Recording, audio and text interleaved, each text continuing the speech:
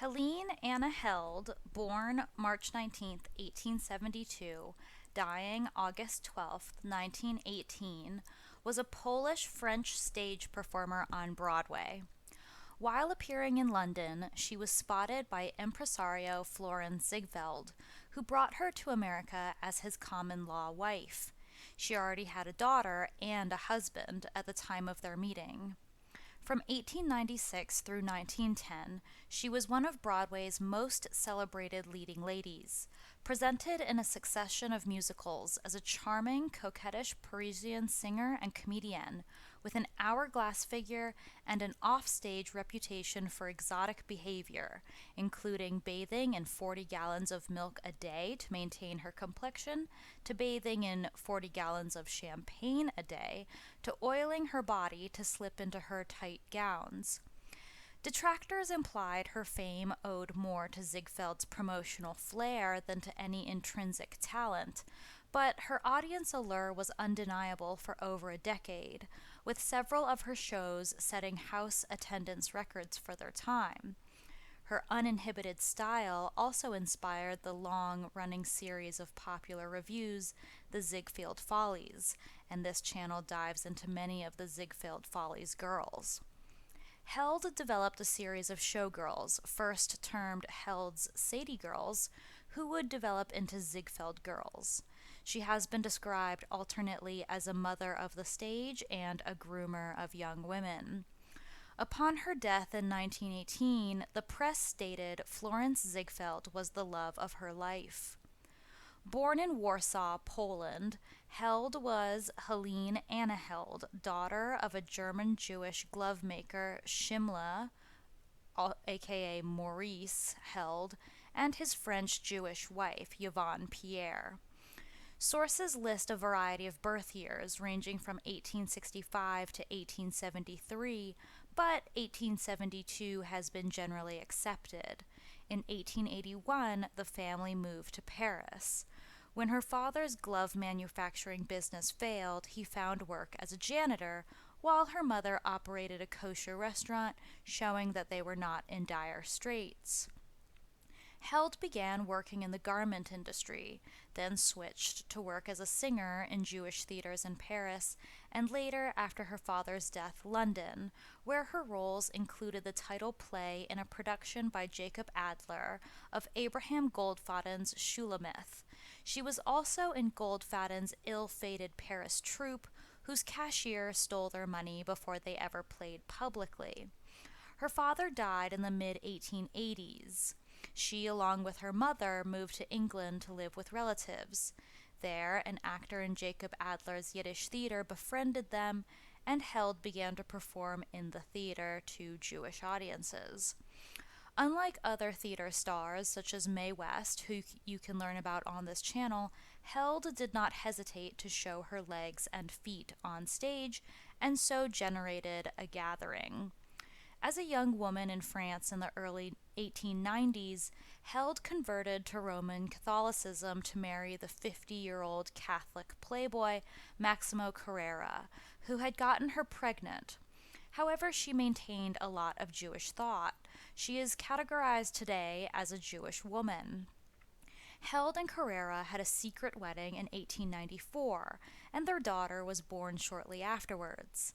Held left the child, Lianne Carrera, to be raised in a French convent as she moved on to focus on her career. But later she took the girl with her and seemed to try to push her into show business by calling her Anna Held Jr. Lianne Carrera, who died in 1988, was also an actress and producer. She established an Anna Held Museum full of memorabilia and curios in later life. The bicycle had been newly invented at that time, and Held became popular for being one of the first women to ride it publicly. Her vivaciousness, willingness to take risque acts, and animated personality proved popular, and her career as a stage performer gained momentum. She became known for her risque songs referring to romancing older men, flirtatious nature, feigned drunkenness on stage, which was a surefire way to please audiences, as Maude Adams learned, and willingness to show her legs and figure on stage and in photographs. Touring through Europe, Held was appearing in London in 1896 when she met Florence Ziegfeld, who asked her to return to New York City with him, where he would pay her $1,500 a week. He had been branching from his strongman routine starring Eugene Sandow. They were both Jewish, and Held had a lot more in common with the ambitious Ziegfeld than the aging Maximo Carrera. Ziegfeld set about creating a wave of public interest in Held, feeding stories to the American press, such as her having her ribs surgically removed to attain the perfect hourglass shape. By the time Held and Ziegfeld arrived in New York, she was already the subject of intense public speculation. When she finally performed in a revival of A Parlor Match, the critics were dismissive, but the public liked her.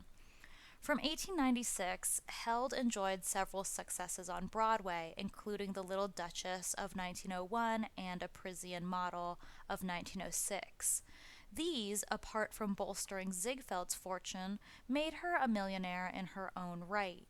Ziegfeld's talent for manipulating the press and creating publicity stunts ensured that Held's name remained well known. Such stunts included that she bathed in milk and then champagne. The two followed up these stunts with music or acts linked to the stunt, such as Held's song Champagne. Held influenced the format for what would eventually become the famous Ziegfeld Follies in 1907. By selecting women of a certain physical type as early as 1903 and showing them off on stage, first their fronts and then their backs. She helped Ziegfeld establish the most lucrative phase of his career by capitalizing on the physical beauty of young women from every American city and luring them away from home comfort with the stage. Held could not perform in the first Follies when she became pregnant by Ziegfeld in late 1908.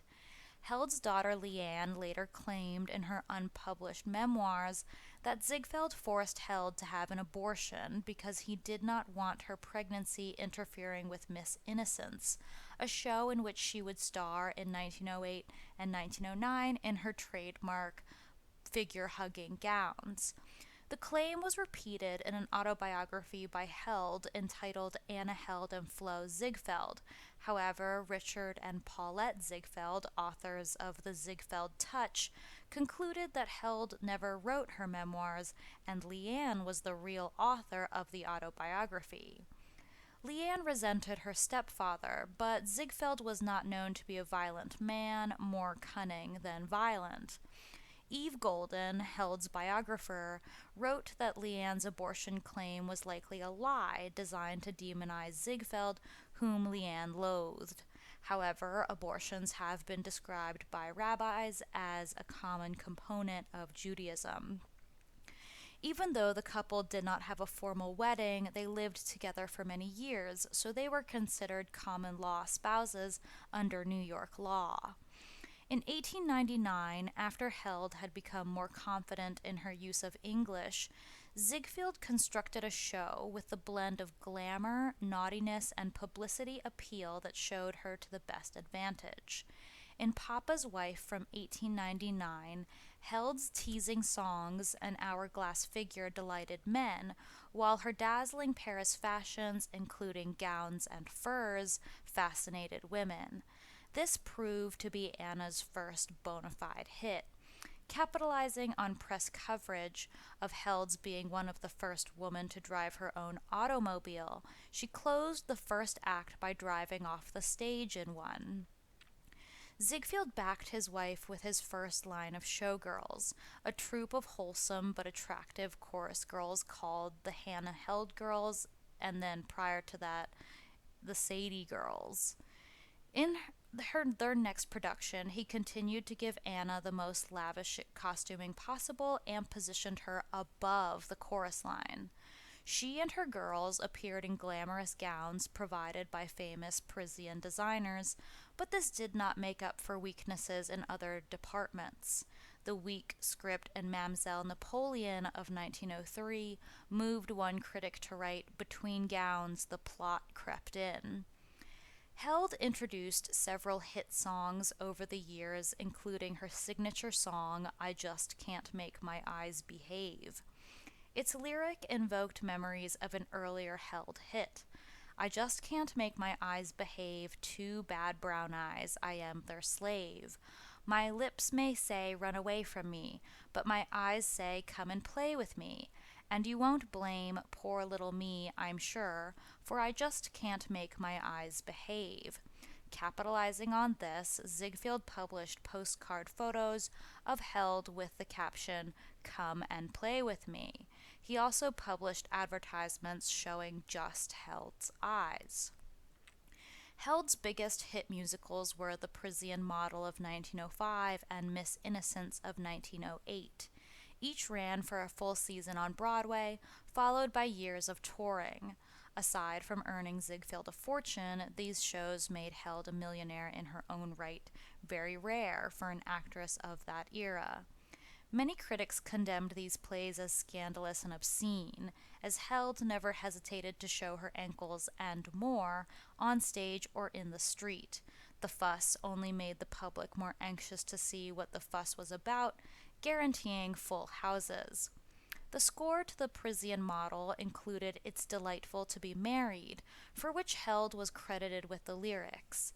This success of the song relied heavily on her accented delivery.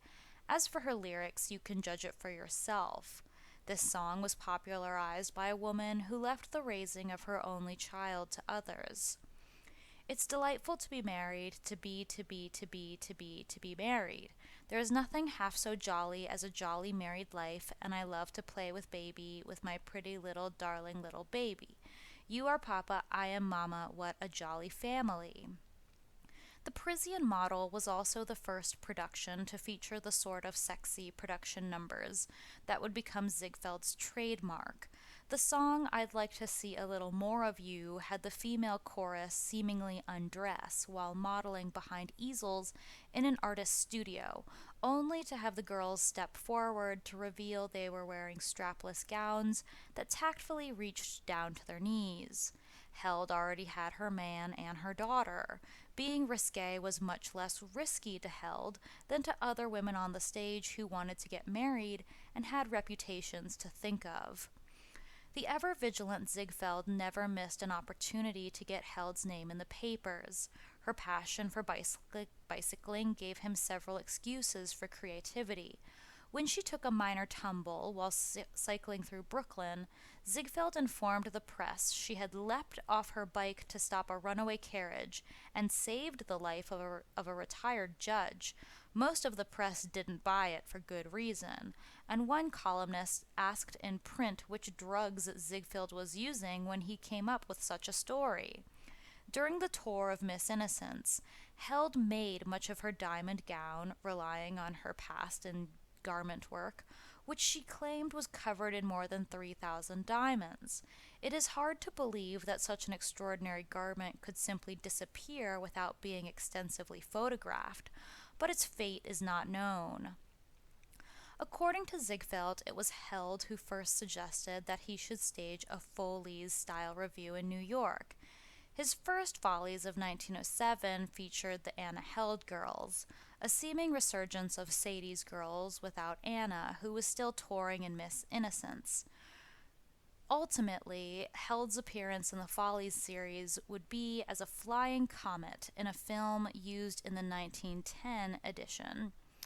Ziegfeld and Held had lived together ever since her arrival in New York, sharing a 13-room suite in the elegant Ansonia Hotel on Manhattan's Upper West Side.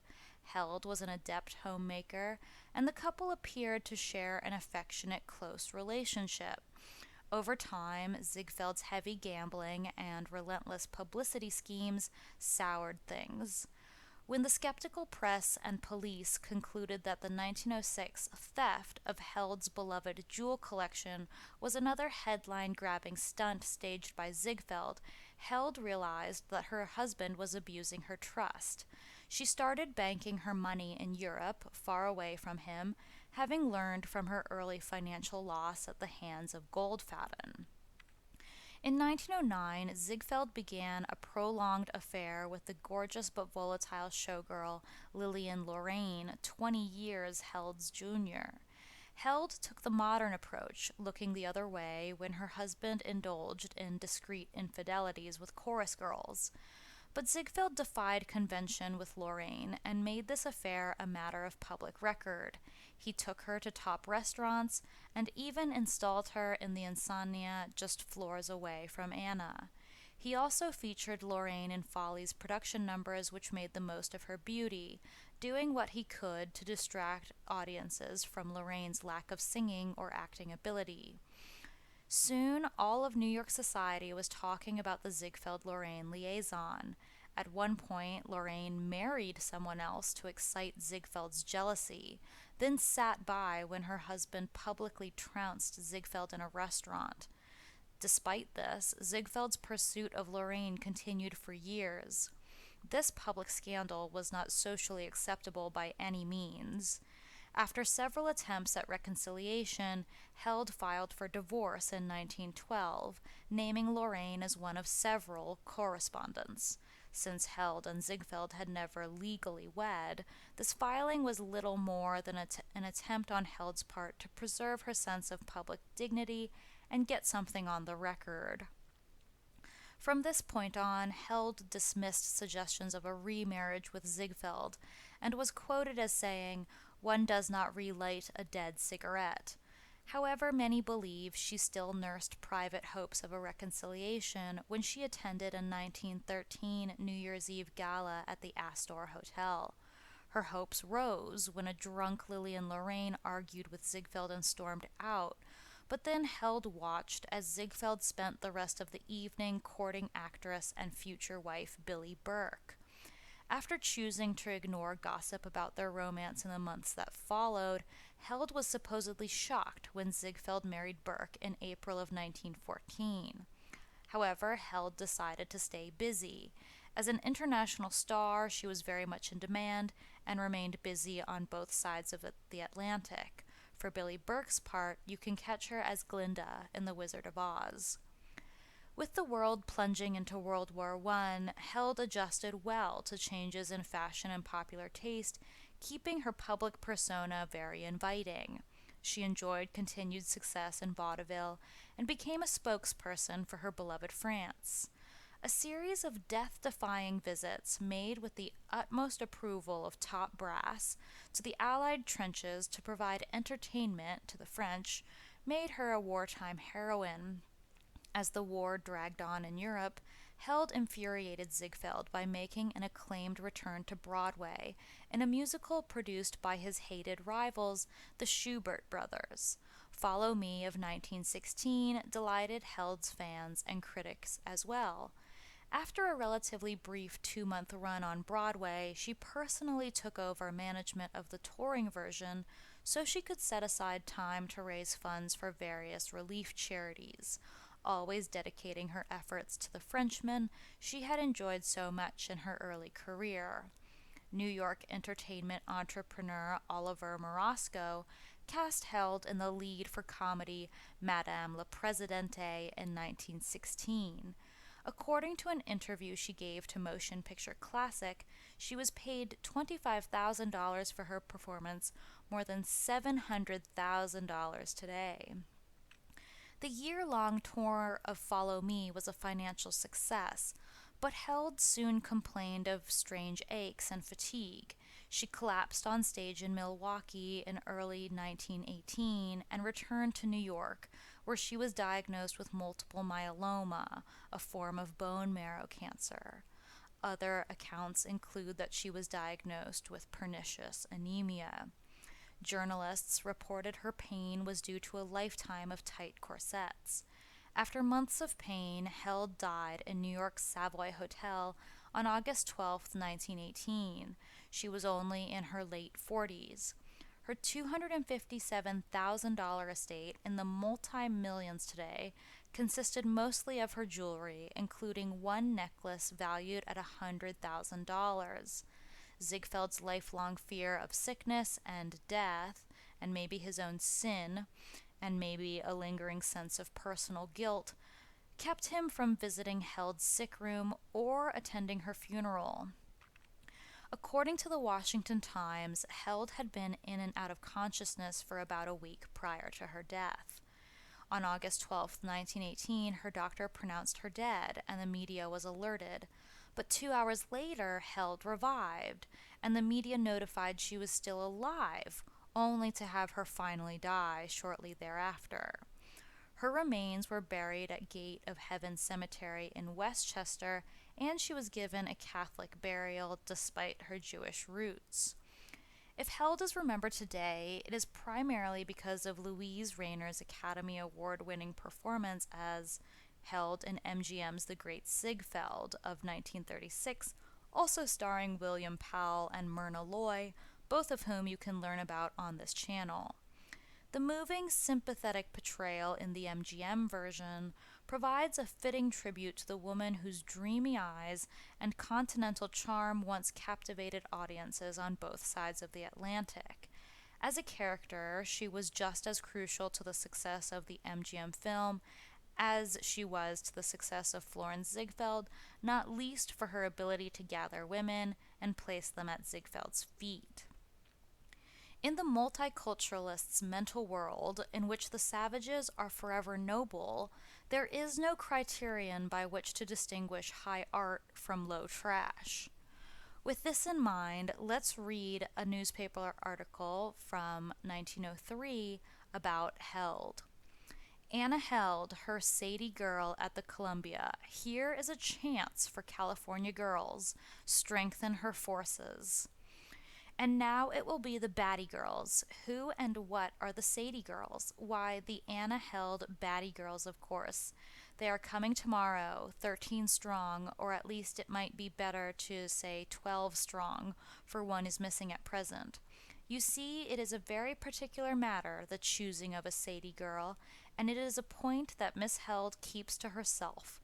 She must be so tall, and the waist must be just so much around, and the shoulders must be just so broad, and above all, the arms must be just such and such a length. And on this latter point, Mademoiselle Held is more than particular. The Sadie girl's arms and shoulders are very much in evidence, as you can see from photographs. No wonder Miss Held is inexorable on the matter of proper proportions. For that matter, the fair Anna has been so severe a critic that it has taxed the beauty-providing qualities of the largest eastern cities to the utmost to supply even those 12 of the possible 13 Sadie girls.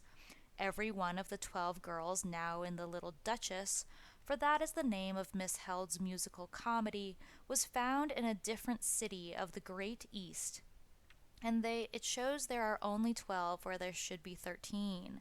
The East evidently did not offer enough cities with available material sufficient to supply the 13th. Moreover, and here is another hint, O ye maidens who would be Sadie girls if you could, one of these 12 picked maidens of the number that should be 13 are to be married, and now it is for San Francisco to demonstrate herself par excellence in the matter of beauty, and furnish that 13th girl who is missing, and also that 12th who is to be married, thus providing 2 Sadie girls, where other cities have been afforded but one, and most of them none. How the old idea of the chorus has changed. In the good old days, which were not so good after all, this same chorus was wont to be a bevy of beautiful maidens all vying with each other to win public approval, and then consumed with jealousy behind the scenes because one more fortunate than the rest in the trick of fascinating would catch the applause where others failed. This point caught the managerial eye, and reasoning that it was one's costume and specialty. Why should there not be a proportionately greater hit in multiplication? Hence the broadening out into sextets. This marks the evolution of the Florodora sextet, made popular by Evelyn Nesbit, which everybody knows better than the whole opera of the same name and the principals rolled into one. The Florodora sextet, 6 charming maidens all dressed alike, with flowing gowns and waving hat plumes and masculine attendants to add piquancy and all lust, a dozen times the hit that one girl might have had according to the lights of those good old days. The Strollers carries out the same idea of the new regime, also King Dodo, for example, which is familiar to us by recent performance.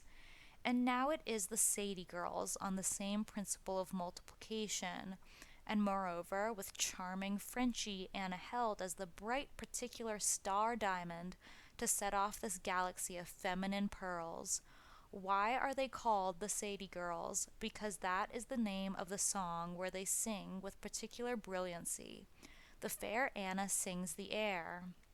They sing the chorus. And all of this time, with the new multiplication system, they enforce the words of the song by exactness and similarity of gesture and pose. One of the most effective bits is said to be where, in a part of the chorus, they turn their backs with haughty disdain on the audience. Then is the time that you awaken to the fact that the Sadie Girls wear no ordinary gowns, but are clad in Parisian creations to the extent of some $3,000 for 13 dresses. This is another fad of up-to-date managerial policy of the new regime as contrasted with the old. And now the question still remains, will San Francisco afford the fair Anna two Sadie Girls? That is yet to be seen, as well as the Sadie Girls themselves. There are perfumes that do not coat a great deal, and one of these suitable for the performance to use as a chair sachet to attract some of these girls is to take of lavender a spoonful and add to it 1/4 of an ounce of oil of geranium.